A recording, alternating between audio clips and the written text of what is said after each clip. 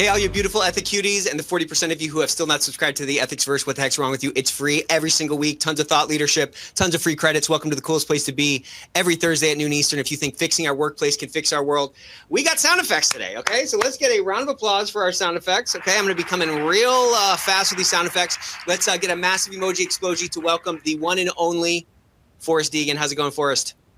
Hey, going great. Good to see you. Hi to everybody that's joining. Thanks for making time.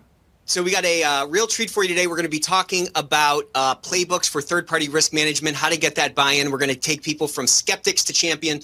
The scope of our work is expanding. The resources are not expanding. So we got to get smarter with the way that we engage with the business. So as we get started here, drop your LinkedIn URL in the chat, connect with some folks today.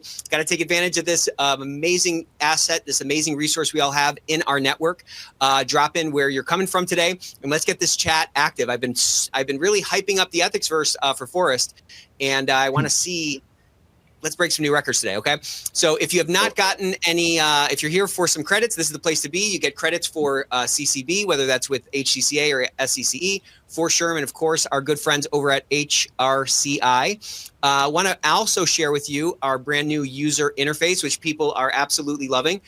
So you got to get that information at your fingertips because we are living a game of thinking in bets. We have to make bets with our time, make bets with our resources. When you have better information at your fingertips, you can drive a lot more efficiency and rest easy at night knowing that you have an effective program.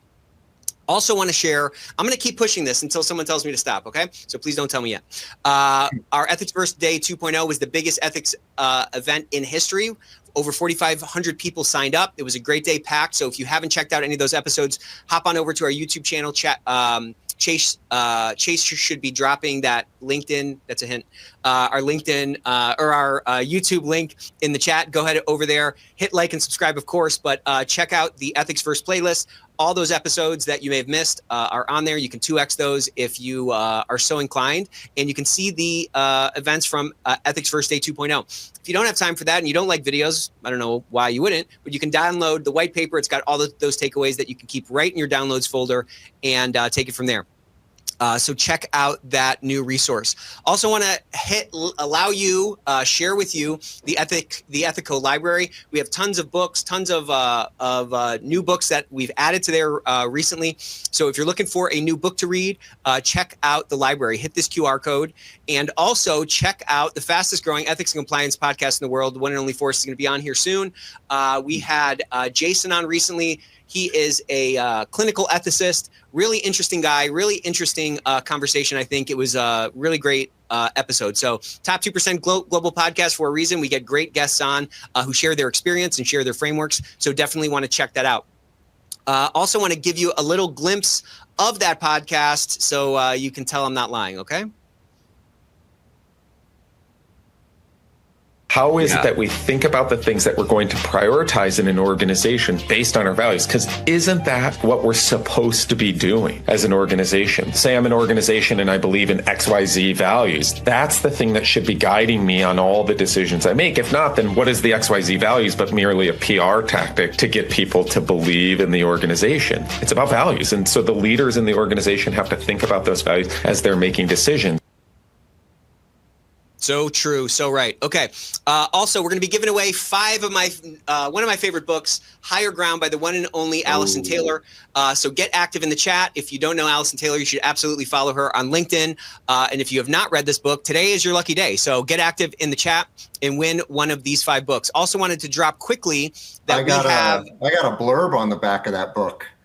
And that is unplanned. Okay. That was an unplanned. That is the one synergy, and only time that my name will appear above Adam Grant's on any publication. Amazing. Yeah. I think no one was more surprised than me on that one. Well, you earned that, Forrest, okay? Half off if you want to come to the healthcare conference coming up here, put on by the Opal Group. I'm going to be speaking. We're going to ton of great speakers coming. So definitely check that out. Ethico 50, because I love you. So thanks to Meredith Anastasio for putting that on. And that is coming up right around the corner. Okay. The deal ends on September 5th. So get to clicking. Okay. Also wanted to share, I'm just in a real giving mood today. We got 50% off of our new risk assessment tool. People are loving this tool. Super flexible. Again, lets you make some faster bets, get some better data on where you can direct your limited resources on the things that are going to move the needle most. Ethico was recently awarded best ethics and compliance software in the world from G2. That's not a pay-to-play site. That is Yelp or Angie's List for software. So go ahead over there and check us out. And finally, wanted to also offer one quick offer before we get started here.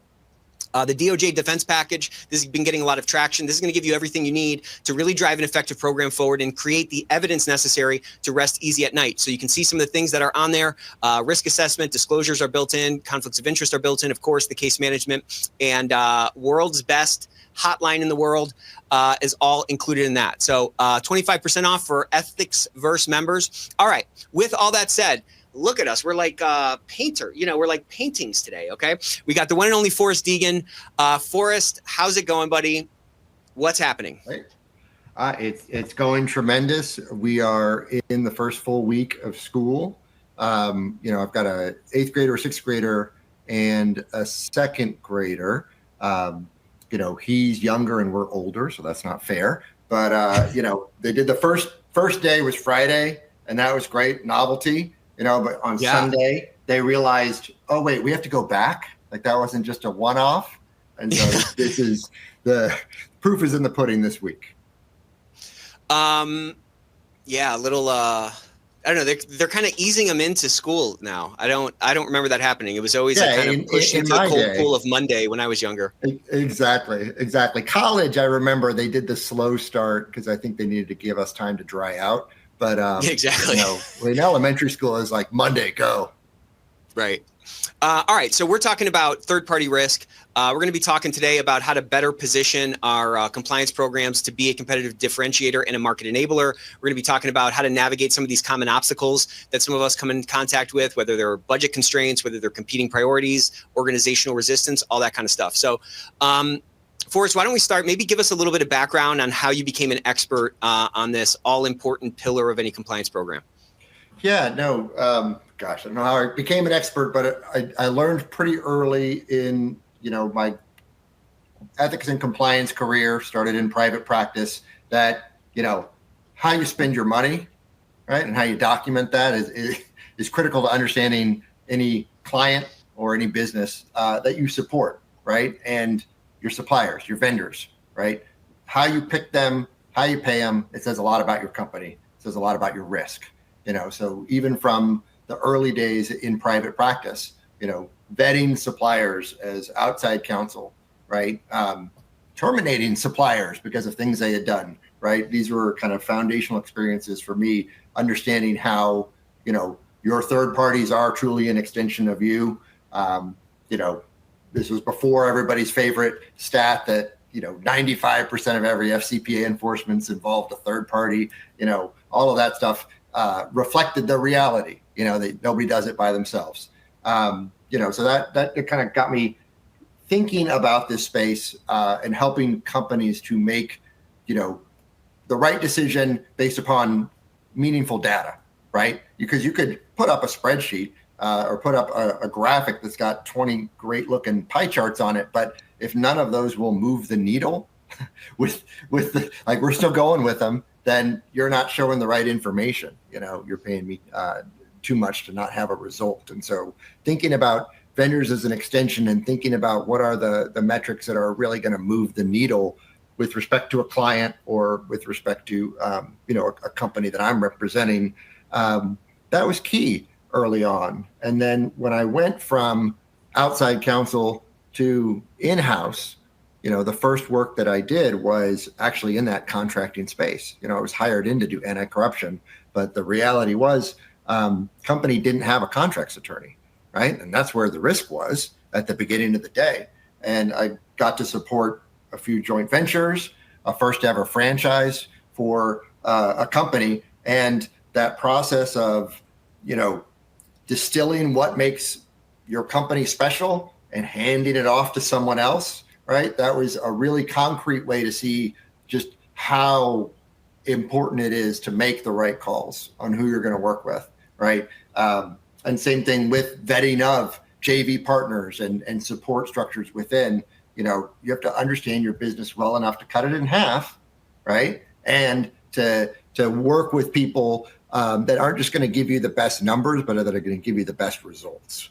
And so thinking about when you go in-house, you realize that it's more than just that selection process. It's more about the full life cycle, right? And so those early experiences got me really fired up about this work. And, after rolling out anti-corruption code of conduct updates, I went back to the contracting space. I went back and said, you've hired somebody to do JVs and franchises, but we need a front door for all third-party risk, because we got super smart people on the inside, but they don't get to see everything they want to see, right? And Right. So we need a front door for these things. And so I think taking it from specific transactions into developing a system and a process enterprise-wide, that was my third kid before I had a third kid, and have been passionate about it,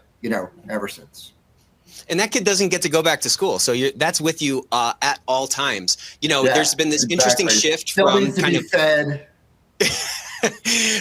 there's this interesting shift that's happened that we're kind of on the tail end of now, at least in theory, from kind of shareholder capitalism to stakeholder capitalism, and that widening scope or that added dimensionality to what needs to be considered, not just from a shareholder perspective, but from a stakeholder perspective, of course, includes underneath that umbrella vendors. There's a lot of opportunity in this space. It's extremely important. And I want to kind of start off by talking about reframing sort of third-party risk as a strategic business enabler. So much of the influence we have is a function of our words and the data that we show, as you said. So how do you think compliance professionals can shift from this sort of defensive risk mitigation that was maybe kind of prevalent or foundational kind of at the onset of this function? How can we shift from that sort of defensive mitigation into language or into sort of a more proactive business opportunity messaging when presenting to executives? Can we use different vocabulary? Are there different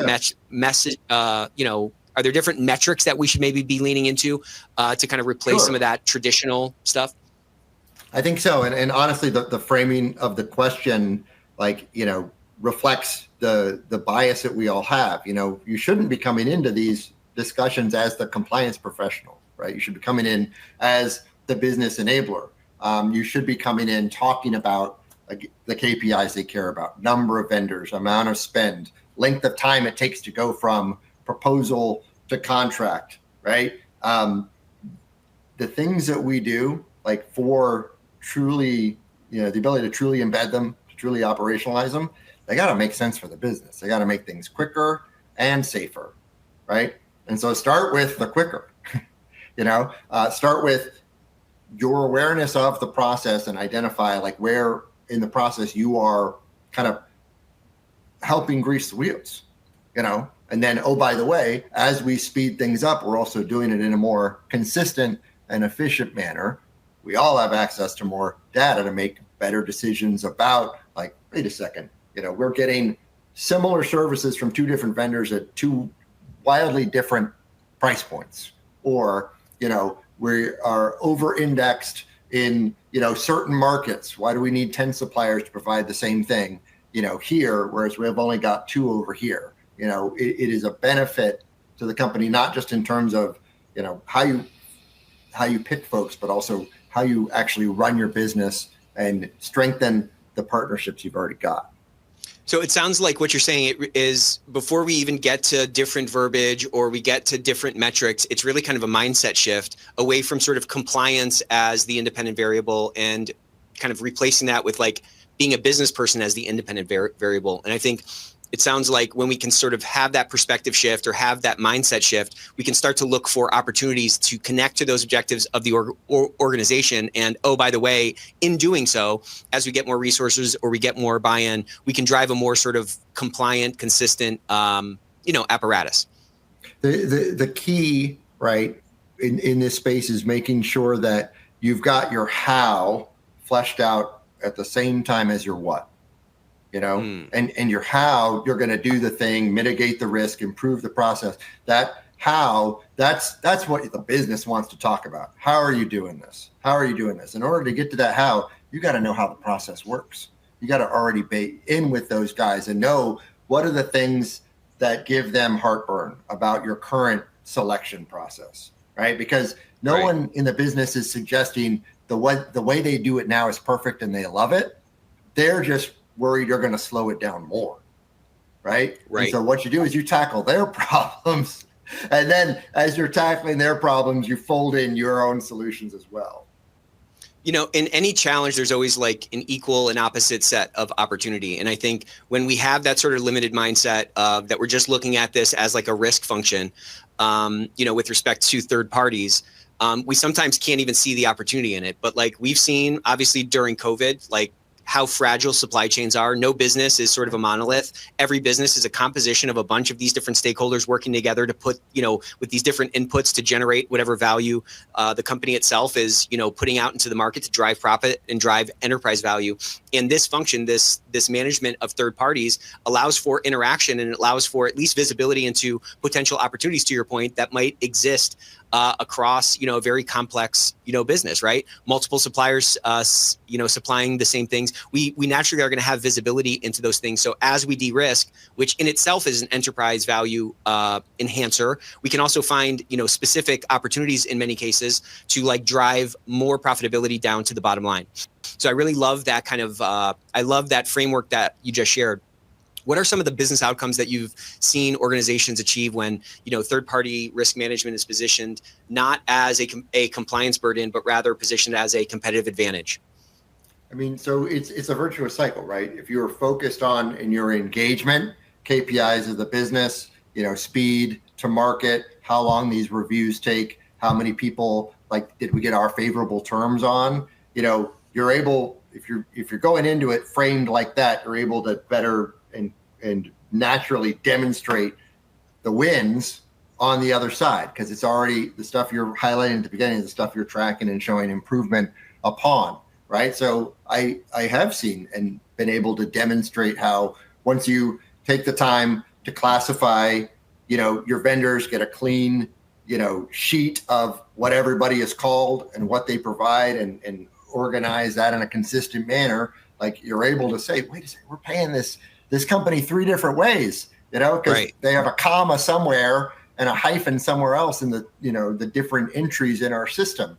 You know, you can clean out and demonstrate efficiency at that administrative level, right? And those are easy wins. And then in your procedural level, by showing, look, we can show that time to contract has gone down when we are consistent and when we avoid surprise, right? You know, you get a lot of surprise and you get a lot of disruption when you don't pull InfoSec in until the last minute. You don't pull in, you know, the contract team or the quality assurance team until the last minute, right? If those stakeholders have a, you know, agreed upon role for their risks at the start of the process, they're not going to throw a wrench into it at the end of the process, you know? So your time to contract is going to go down. Your ability to get your terms and reduce the number of policy exceptions or term exceptions that, you know, your procurement folks have to go for, like, that's another win. That's another KPI. So there's, you know, there's the ability, yes, at the end of the day to demonstrate some de-risk. You know, we started out with, you know, 30% of our suppliers of X, Y, and Z being high risk, you know, after identifying some consolidation ability or, you know, a preference for some of these, you know, yellow instead of red vendors, we've gotten it down to this level. You know, you can win with business KPIs or with your own. You know, something you said in there, I think, is interesting. You know, one you were kind of one thing I said. the only thing. I'm just kidding. I'm just picking one. How's that? Yeah. One of the things you said that really resonated with me was like getting these other stakeholders who you're going to need kind of down the road in earlier is always better. And many times we're kind of on the other side of that. So I think not only should we have some empathy for those other, you know, departments, but we can also use that to our advantage, because we know when we can get into a process sooner and we're not an afterthought, we're not in reactionary mode, the odds of us sort of throwing, you know, a spanner in the works or a wrench in the engine is a lot lower. And that also kind of creates an opportunity. Go ahead. Yeah, I mean, you're exactly right. Like, you're not the only risk area, right? Right. And there are other, risk or controls functions within your company. Maybe somebody else handles reputational risk, somebody else handles financial risk, infosec risk, privacy risk, and you've always been the corruption guy, or marketing risk, whatever it is, international risk.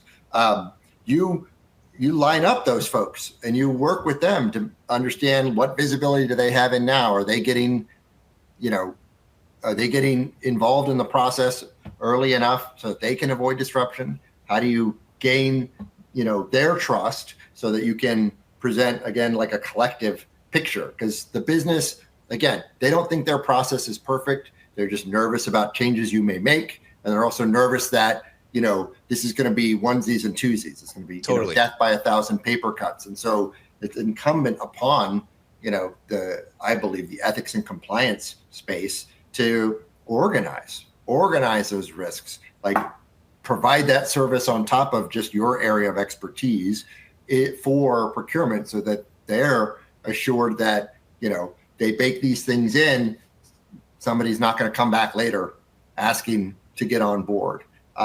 And so I think finding that commonality with the other risk functions and going in collective, and you do serve as the organizer of that, helps your credibility, helps your persuasiveness. And it's kind of like built into us, right? Like, I would argue that compliance is one of the most, at least to like be effective, it has to be one of the most sort of integrated departments in the organization. Like, no offense to any salespeople on the call, there are none. No offense to any salespeople, but they're not as integrated as, our function. And I think when we can lean into that interdependence, to your point, it builds a lot of credibility, and it helps us kind of de-risk the process itself, which can obviously create more leverage and more of the outcome that we're looking for. How do you kind of go? I would just pause on that for a second to say, like, if there are people on this call that are, doing a sharp intake of breath or shaking their head when Nick says we're one of the most integrated functions, then like that's your homework here, right? Like, right. If you don't believe that, if you haven't done the work to get engaged, that's going to be your first step, right? Because you can't address, how a business is going to do it if you don't understand how that business operates and where you fold in. Exactly. I love that. Where we fold in, and that understanding of the business is critical. Like, sales doesn't need really to integrate with ops to like do their main job. We have to integrate with everything to do our main job, because we can't, compliance is so interdependent, as you said. So, how do you kind of articulate, or how do you identify some of the connections between, vendor compliance and perhaps market expansion opportunities? Like, do you have any frameworks that help to kind of map those things, whether they're new revenue streams or geographic expansion? Are there certain rocks that like you would look under first to kind of identify some opportunities for value creation? So when you're thinking about, market expansion, either into product type or into geography, right? There are benefits to having a consistent process in place that leads to efficiency in how you operate. So you're going to be faster when you're making selections, because you've already agreed upon what scares you and what you do about it before you take on a new product consideration or a new market consideration, right? So the infrastructure you've built to handle what you do already is going to help you consider the next thing. And that infrastructure will make you faster getting there. So you've got some efficiency, right?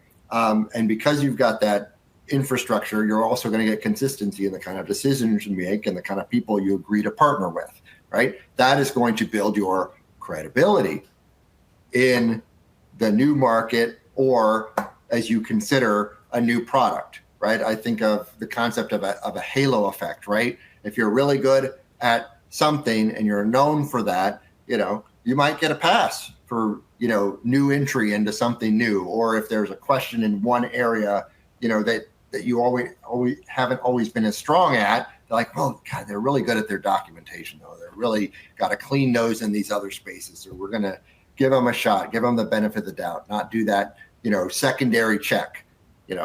That halo effect, it adds value. It helps you when you are looking to try something new, being good at and being well known for being good at what you already do is helpful in that space as well. One of the most compelling pieces of evidence I've seen on that halo effect and that idea of value to a new market or to a new vendor came in some work we did around key vendors at one of my clients, where the company identified, okay, boy, these are our most critical suppliers. We need to make sure our suppliers are happy. We need to make sure, how are we doing with them? Like, are we engaging well? Are we transparent on our pricing? Like, because we can't lose these guys without massive disruption to our business. So we reached out to them. And one of the compelling pieces of data that came back was that they found our, TPRM program and our approach to E&C as a differentiator, right? Because we are one of 10, 20 customers they have. And so when we ask the question, what makes us different? Why would you, put in the extra time or go that extra mile? For us, the program we had in place, the trust, the transparency was a big part of it. And so there's your value. The folks that we've self-identified as the ones that we need, that we care about, like, they're sticking with us in some degree because of the program we have. Right? Was that like a surprising thing to hear from them? Honestly, it was. Yeah, it wasn't. It was. I think there were probably, and this is something that internal audit did. I didn't even run it. I just got to hold up the trophy at the end of it. But when they cut across like the end score for most significant, variable or input. It wasn't pricing. It wasn't the number of times that, we had sought to renegotiate. It was this. It was that, trust and the transparency of the program. And so that was a surprise, and it led it to be a, audit included it in a report for the board. I got to see it, and then I got to, preach it to the masses afterwards. So I just want everybody who's on, on this episode today to like really think about what Forrest just said. So if that was a surprise to you, right, you're just trying to kind of do the job, you're trying to do it right, you're trying to build, these values into your interactions with these really important stakeholders in these vendors, to get that feedback back from them to say, man, that transparency, the way your program works will, really does cause us to kind of bend over backwards for you. It should at least kind of give you some confidence that like there is value to be had. So many conversations I have, and so many, I just get this feedback frequently as I've been in the space, that we're viewed as a cost center, and that is really deflating for us in many cases, right? You feel like you're kind of hitting up against that brick wall. You can't get the resources you need. And some of that can kind of creep into your mindset and cause you to just kind of live at that sort of status quo and kind of flatlining instead of being on that growth curve, right? And so I think just knowing that this value is there in this one, this sort of single aspect of a compliance program should give us more confidence, at least to strive toward the kind of outcomes that you're talking about. I'm sure if it was a surprise to you, it was probably a surprise to the board and was a surprise to the CEO. And like the halo effect that you just talked about is such. Is it? I see Nick frozen. I'm not sure if folks can still hear me. You can say, Forrest, yes. Yes. Okay. So, yes, I'm the only one asking questions. There you go. We can hear you, Forrest. Thank you to whoever said that. Yes, Nick appears to be frozen. That's disturbing for all of us because there's normally like 20 things moving around in the background on his desk. So it's pretty jarring to see Nick in what looks like a prayer hands mode. But what I have found in the TPRM space, third-party risk management, around, that differentiator, that was a surprise to everyone, is that only happens, right? You only get that kind of response from a vendor or supplier is if your process makes sense, right? If you are only asking the critical questions, the ones that will change your yes or no on a decision-making process, right? We would not get those answers if we were giving them 100 questions about InfoSec that were irrelevant to somebody that we're not buying a customized product, not giving our data to. Those, those results would not have been positive if we were giving them, a whole bunch of health and safety questions, when they're providing software as a service, making sure that your program is logical and right-sized for the risk associated with the individual interactions. It's critical success. It shows that you know what you're talking about, and it shows respect for all the participants. You want to keep your internal stakeholders happy, but guess what? You want to keep those external ones happy too. And the way to do it is to give them and ask them only the stuff that matters. Hey, sorry about that. I just had to go run a quick errand. Just kidding. My computer randomly restarted. So apologies for that. Never a dull moment on the Ethicsverse. Can you hear me all right? Yeah, I can hear you great. Okay, great. So where were you? You got all the scared emojis. You got an emoji storm of like, somebody needs to check in safe for Nick. Okay, so I'm here. Thank you all. Thank you for the thoughts and prayers. I love it. Okay, sorry about that. That's never happened before. Just what I said. You were about to tee off on this point about how you can use it as a value generator, as a differentiator, and you froze. And so I took that opportunity just to say that you only get those results from your vendors if the process you give them makes sense. Right. You don't give them 100 questions that have nothing to do with what they're providing for you. In the same way, you've got to honor the time of your internal folks. You got to do it for those external as well. Otherwise, it's not going to be, worthwhile.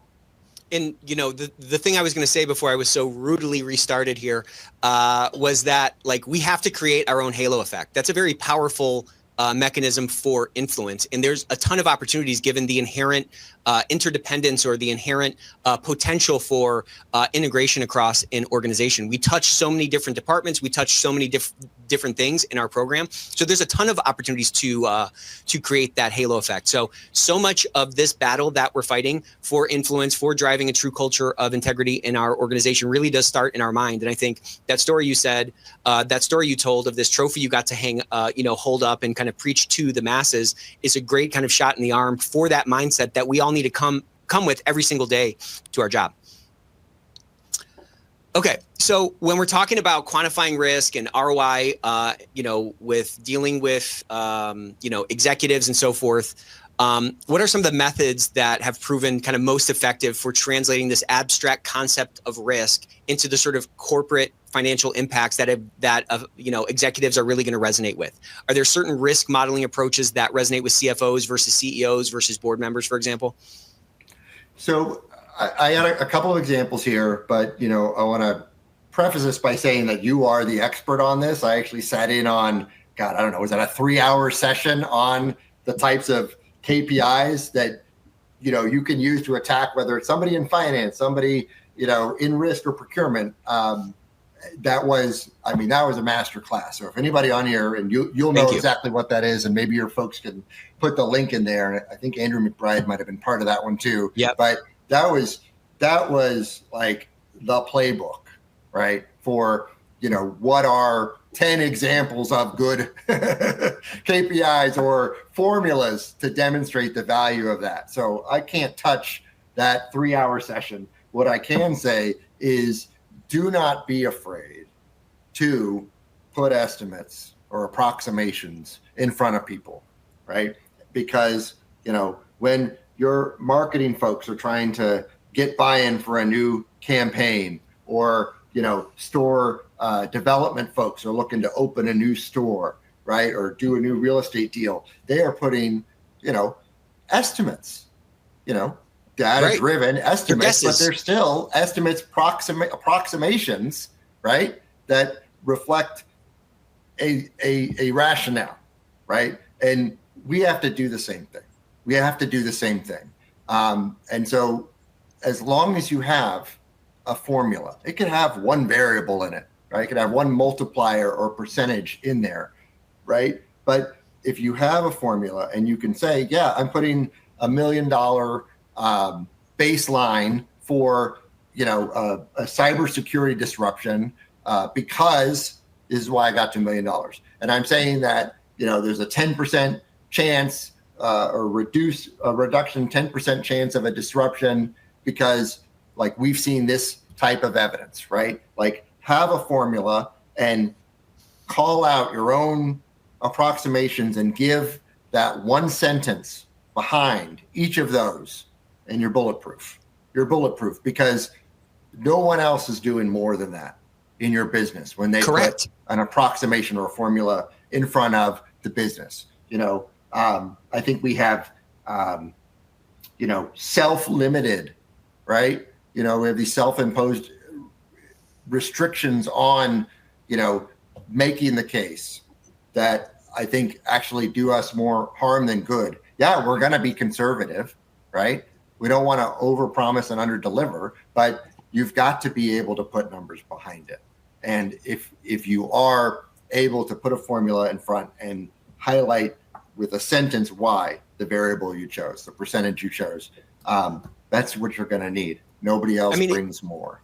If it's good enough for them, it should be good enough for us. And to your point, a couple of assumptions around the sentence, a couple of assumptions around the quantification of the impact that we could or are likely to have is going to at least drive a conversation, right? Like the CEO, the board is probably not thinking about, oh my gosh, we got to pour some more money into this third-party risk management program, or we need to pour some more money into the ethics and compliance program, because they probably haven't made those connections. Every single year, Ethisphere puts out this thing every single year that shows that green line is above the black line. And so more compliant organizations, companies that are actually more ethical, they drive more enterprise value. And that's going to show up in a bunch of different areas. There's not a single line item.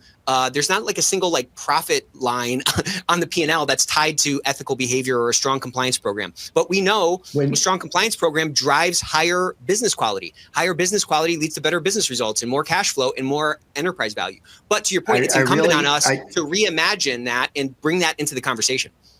Your first point there about putting your variable in there and justifying it, it's going to at a minimum lead to a conversation, right? Exactly. And I have had those, and those are fun conversations. Yeah, I put $1 million next to that, and that's a conservative number. And here's why. Here are the 3 examples where factories in that country have been shut down or have been subject to a human rights campaign. And here's how long it took to resolve and how much money they ended up spending to resolve it. I went with the bottom quartile, right, in my estimate, right, associated with that, So that's a fun conversation because you're right. They haven't thought about it that way. And when you justify it and point out how conservative you're being with those approximations, they kind of end up making your case for you, right? Because they come in saying, why is it so high? And you explain why it's so low. And they're and then they have that sort of changing of the mind, thinking, oh my gosh, it's probably higher than this. Oh man, Forrest was overly conservative here. If it was just average, it would probably be double the estimate that he showed. But you have now forged new neural pathway connections in the mind of the decision maker whose endorsement you need to do what you have to do. But again, that takes some creativity. It takes some sort of assertiveness and some confidence to bring that to the conversation. But guess what? Nobody's thinking about you as much as you are. Nobody understands your value more than you do, right? Everybody is self-focused, everybody is self-absorbed, and nobody understands all the interworkings of any machine. I can't even just, I get in my car every day, I don't even know how it freaking works. The guy operating or the team operating at the executive level in your organization, they probably don't know the nested series of all these little processes that build together for your department to do what it's supposed to do. It's on us to kind of shine a light on it. And you can always find the value. In my experience, there's always a way to frame it. So if the procurement process usually takes 18 months and now you can cut that down to 12 months, well, calculate what that 6-month differential is. If it takes 5 to 6 months to get, time to value on any particular vendor and you can cut a month off of that, what is that worth? If there's 20 people involved in a big purchase with a vendor and you can cut that down to 10, you can quantify what those 10 people who aren't going to be needed in the new process, what was their cost to the business, right? There's all these places, there's all these rocks to look under. But to your point, I love that example you gave because when you can just have that conversation, you've done your homework and you've, employed that principle of conservatism, that's like a fat pitch across the plate. Those are fun conversations to have because those are kind of those are gaining new ground. You know what I mean? Absolutely. So Joe had just dropped into the chat a link to that webinar that workshop that Forrest talked about, and he also dropped a link to the ROI toolkit that has a white paper that kind of articulates a lot of those things in greater detail. So I want to kind of double click on this thing that we're talking about, because I think a lot of us, kind of struggle with this. So in situations like, how do you handle these kind of situations where executives are going to demand a precise ROI? Are they actually demanding a precise ROI? That's kind of a side question. But how do you kind of deal with those for investments that are inherently preventing unknown future losses? Is it just kind of grabbing examples, kind of cautionary tales from the outside and kind of like scaling them into your business and taking, kind of a conservative approach to it? Like, what have you found that works? So you want to, first of all, to the extent you can avoid any, budget conversation where you're the only one advocating in the room, like try to avoid that. Try to get collaborators, try to get procurement to be part of the ask, try to get InfoSec to be part of the ask. That's one of the benefits of having that big tent, right? Is that you're not the only person asking for this. It's another benefit of having your solution solve other people's problems, is that they're going to want it too, so that when you're having these conversations, you're talking about things like, speed to contract. You're talking about exceptions avoided, right? And the value of those. And you're able to, by broadening your tent, you are expanding your, denominator on the bottom? You're expanding the denominator, right? Because like, it's going to cost us X amount of dollars, but that's over this many contracts, or that's over this much spend. Like, there's a real efficiency play there associated with these types of investments. Super unglamorous, but also super efficient and productive ROI given what that denominator is. Yeah, that's a great point. And, you said super not glamorous. Well, what's nice is that this has not been, a foundational sort of component of how compliance and ethics departments communicate to the rest of the organization to this point. This is something that a lot of us have struggled with a long time. Marketing doesn't struggle with this. They've been doing this for thousands of years, right? Like marketing departments have been around for thousands of years, I'd argue. Okay. So we're kind of at the early stages of it. So there is a lot of benefit that can come from starting to just reframe the conversation in some very basic ways. We're not kind of, we haven't approached, the point of diminishing returns yet in these kinds of conversations. We're kind of on the other end of that spectrum. So the point is, when those light bulbs are not on at the top, there's a bunch of non-glamorous basic things that we can start to pull into our conversations to reframe that impact that we're having. Lindsay just asked this question. Lindsay, yeah, go ahead, buddy. So I'm just going to say real quick, like going back to that sense of, reframing the conversation, in all of your companies, this has been handled as one-offs, right? Like if a risk area has gotten into a process, they did it by themselves, right? And so again, you want to reframe this as something where you're not, the eighth guy to add your set of questions. You want to be the person that takes all of it and shrinks it down, right? And makes it consistent, predictable, and quicker, right? That's how you reframe it. Like you're not coming in with just your thing, right? You want to solve the whole problem, right? Yeah, and I think want to show that we're like all on the same side here. Look, man, we all want to protect and promote this place, and we all want to get that, from pencil to pen as quickly as possible. And here's how we can help. If a truly actualized ethics and compliance program is like a circulatory system in the body, we need to lean into that. To your point, right? Like we don't want to just be like the liver or like the kidneys. We're our own thing, and there are unique characteristics to what a fully actualized ethics and compliance department can be inside of an organization. It can be that sinew that connects these different muscles and different parts of the body. And I think the more we can lean into that, and the more we can take advantage of that, again, presuming that we have relationships with these other counterparts, we're probably in the context of constructing this kind of a conversation, we're gonna open our own eyes to things that maybe we didn't consider. Maybe you don't know kind of the load on procurement under their current process and how your new proposed process for third-party management might alleviate some of that. If we're not if we're not interconnected with that specific department, then we're not going to be able to bring that value that's going to be saved into our conversation to, again, drive that reframe. Look, nobody is arguing whether or not a business should have a sales and marketing department, right? That's basic.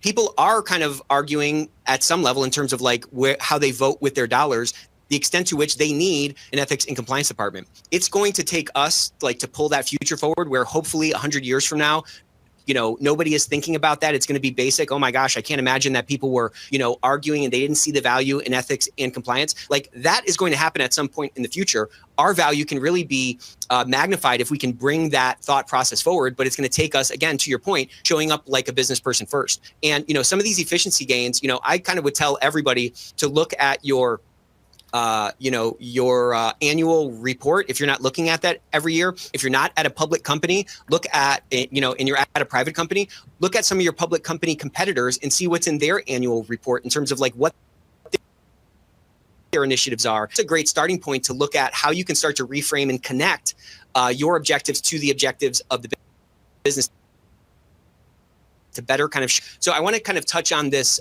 question. So maybe we just kind of answered it a little bit, but maybe we can boil it down. Lindsay, thanks for this question. Do you have any suggestions on where to start in building a formula for this risk approximation, or kind of where to start in, maybe framing out the value proposition for something that is maybe a little bit more amorphous than, more sales to kind of draw a comparison? I mean, I'm a lawyer, so it's going to start with it depends, whatever answer I give here. Good. Very good. Yes, that's first day of law school. They teach you that, I guess. It depends on whether you are talking about building kind of a formula or an equation for a specific risk area or for a process as a whole, right? Because if it's for a specific risk area, then you are going to want to look for, relevant examples from your industry or adjacent where something has gone wrong, and attempt to quantify and, bring a number back that's, you get a good sense of, okay, last 3 years, there's been 10 well-publicized incidents and, average cost of one of those has been X. I'm going to go way below that and say there's a 5% chance, because it's not if, it's when, right, in our business, for if you're looking at a specific risk area, if you're looking at like, supply chain disruption, that's a pretty easy one for a business to quantify lost sales from a store or from a market or for a product. If you work in with something that it could be high risk because of conflict minerals or, child safety laws or what have you, look at an instance around that. Look at the cost of those products not getting imported or being seized or whatever else on the bottom line. If you're looking at, developing a formula around having a process in the first place, well, then, that's when you get into, okay, how many vendors do we have? How many do we consider each year? How long does that take, right? And build those metrics into your process. I love this example. So I think that's real smart. And I think what we need to think about is that, like, everything you just described is a game of influence. It's a game of kind of persuasion. And if you look at, Disney is a great example of this for, like, if you're looking at like, Disney World or something like that, the ads for Disney World that go to parents are very different than the ads that go to kids. It's the same thing. So we need to kind of build that muscle in how we can frame what we're doing for these different groups that we're trying to influence, whether it's for more resources at kind of the CFO level, whether it's buy-in and just sort of participation from our counterparts in other departments. There's always a way to pick the lock. There's always if in fact we're actually adding value, if in fact, Disney World is a great place for families to go, well, then there's got to be a way to frame it in a way that's going to be compelling to the audience that you're trying to get, endorsement from. I want to ask this question. What approaches, so like, again, you kind of referenced bringing people into the process, building a coalition, like what approaches work best for building these kind of coalitions across different organizational functions when implementing a comprehensive vendor risk program? You've done this a bunch, both in-house and, as outside counsel. The need for sort of this participation from these different groups is super critical. What are some like best practices that you found in getting that buy-in and building those sort of pathways? So you really have to start with both kind of the procurement function and understand current state of things, right? And be a partner with them. Like, you want to learn, first of all, from them. And you have to take a similar approach with the other risk areas that are either involved or need to be involved. One time that I started this effort, first, I started with alignment with leadership on, like, these are the top 6 risk areas for our types of product, right? Like these are the ones that keep us up at night. These are the ones, if we were to have a front door, right? These are the 6, bodyguards we want at the door, right? Before letting stuff in. And so you've already gotten leadership alignment on a high level at, like, these are the priorities. This is not a boil the ocean exercise, right? Then you take the 6 areas, 10 areas, whatever it is, you work with those subject matter experts internally, the control folks that already worry about that stuff. They just don't see it consistently, or, have some sort of, disconnection from the process. You understand kind of what they need, how would they approach it, and then you try to marry that to what you've learned from the procurement side on how it works now, what doesn't work, what would they want better from an efficiency, from a visibility, from a timing standpoint on their own, right? And so it is, setting some initial priorities with folks at the top so that you can go into those conversations with procurement, with the risk SMEs, saying, yeah, man, congrats, corruption, you're one of the top 6. Like, so let's work on this together. We want to make sure we got a good answer to this question that's coming from above. And when you go to procurement, you say, good news, procurement, leadership only wants us to focus on these 6 areas to bake in to the process. And we want to work together to make the whole thing more efficient. And so you're just working your way across by, I guess, an initial triage and then an understanding of where folks are. Yeah, I think that's great. And I think that's right. And, something that you've said multiple times that really resonated with me is, like, we have to understand how this works. You can't just watch a preview of a movie and say, oh, I've already seen that movie. I finally watched La La Land, which love La La Land. Who knew? I thought I had seen the movie just by watching the preview. I watched it and I was weeping at the end. Love that movie, but we have to learn. We have to watch the movie sometimes. You have to actually, you think you might know how something works, but until you start to have those conversations with these different folks, and until you can really learn how the business operates, not just from the surface level or from, your kind of maybe perhaps informed or uninformed perception of the business, you're not going to find those opportunities to build those connections and really find, where you might be able to add a lot of value. So watch La La Land and learn about your business. Okay. and just like when you're thinking about, I'm using procurement as kind of like an enormous placeholder, right? But companies are made up of people, and right. Even if you have a centralized procurement function, guess what? There's stuff they're not seeing, right? There are some executives that go rogue, or departments, marketing, that will just go do their own thing and then beg for forgiveness later, right? Like, procurement also wants increased visibility into procurement, right? And so, like, the benefit of this big tent approach is you are going to be helping everyone. We got a great question here from Stephanie. Stephanie, thanks for this question. So, Forrest, you mentioned speedy resolutions. How to maintain speed but not compromise compliance rigor and proper vetting. One of the main challenges we see now is that everyone is in a rush, and it impacts our ability to look into our vendors more in depth as needed. How do you kind of balance that? How do you kind of navigate a challenge like Stephanie described here?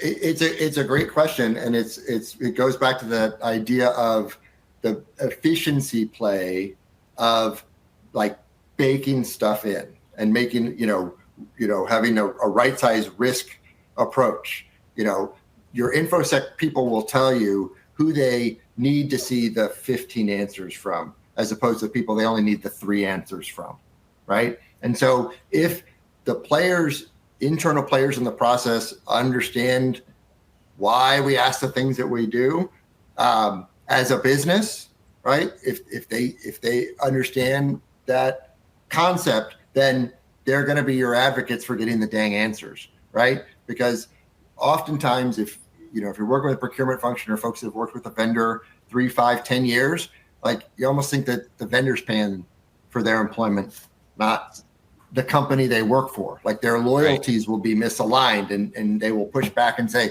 oh man, but the vendor's so busy, I don't want to bug them with these things.